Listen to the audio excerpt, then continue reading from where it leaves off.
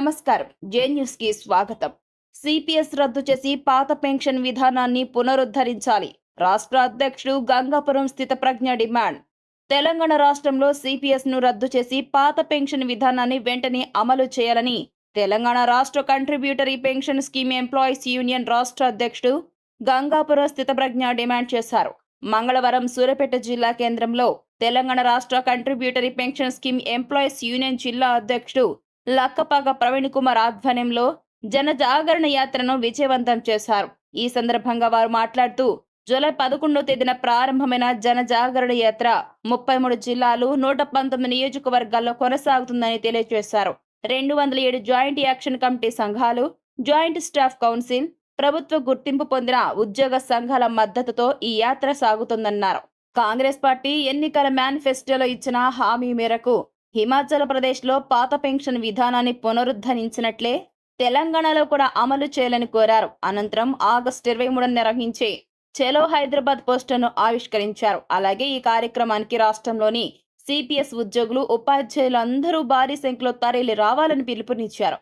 ఈ కార్యక్రమంలో TS CPS EU రాష్ట్ర ప్రధాన కార్యదర్శి కల్వల శ్రీకాంత్, జిల్లా కోశాధికారి గుయ్యాని ప్రసాద్, షేక్ యూసుఫ్, నారాయణ దాసు, సతీష్ కుమార్, అలాగే మామిడి సురేందర్, చిట్యాల సతీష్, సురభి శేఖర్, వీరారెడ్డి, షఫీ, మౌనీష్, తంగిళ్ల జితేందర్ రెడ్డి, మామిడి అరవిందు, కిషన్ ప్రసాద్, బెల్లంకొండ రామ్మూర్తి తదితరులు పాల్గొన్నారు.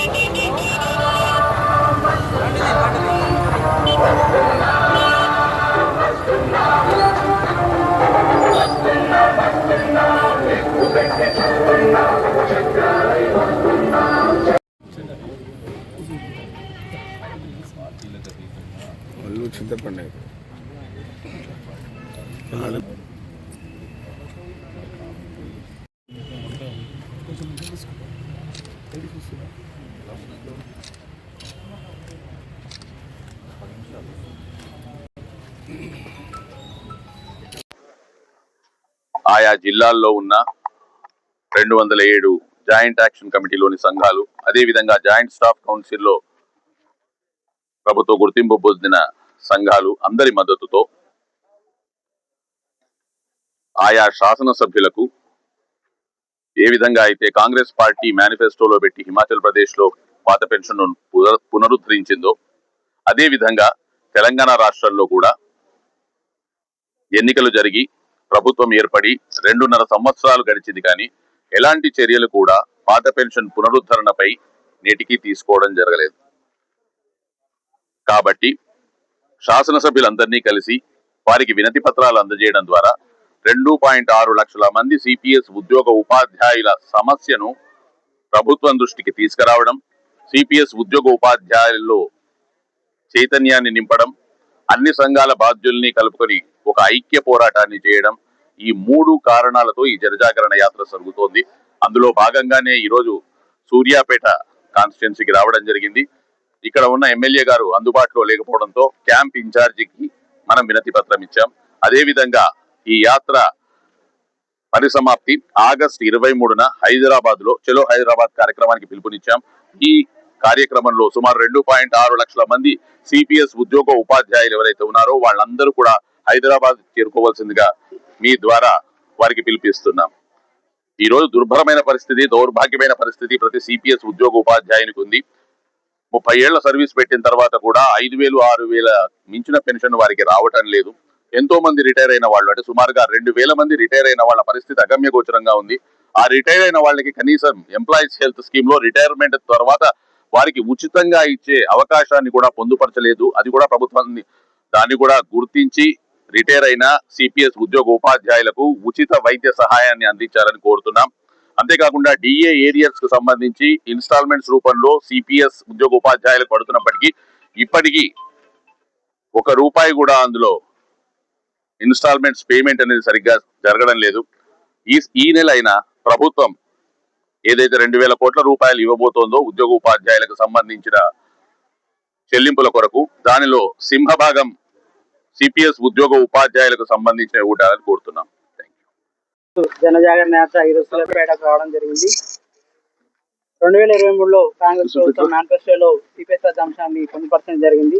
కానీ నేటికి 2.5 సంవత్సరాలు పూర్తయినప్పటికీ కూడా దాని మీద ఎలాంటి స్పందన లేకపోవడం చాలా బాధాకరం. కాబట్టి మరొకసారి రాష్ట్ర వ్యాప్తంగా సిపిఎస్ ఉద్యోగులు కార్యాచరణకు దిగి జనజాగరణ యాత్రలో పాల్గొంటున్నారు. ప్రభుత్వం ఇప్పటికైనా స్పందించి ఇంకా చాలా మంది ధన్యవాదాలు.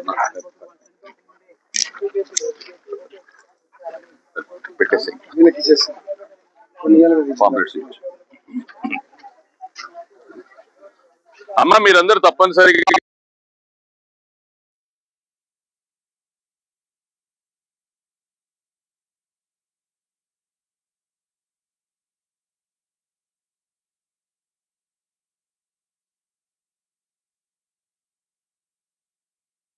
మేడం